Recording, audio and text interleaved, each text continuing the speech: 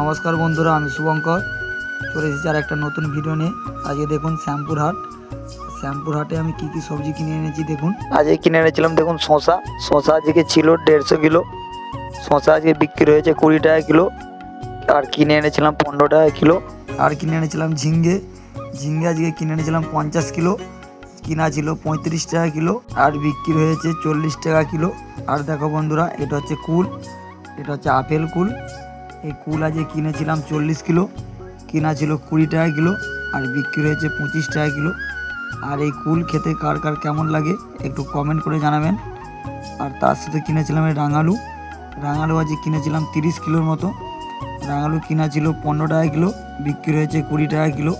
আর তার সাথে ছিল পটল এখন নতুন সবজি, সেই জন্য একটু দামটা আছে। পটল আজকে কিনেছিলাম 50 কিলো, কিনা ছিল 40 টাকা কিলো আর বিক্রি হয়েছে 50 টাকা কিলো।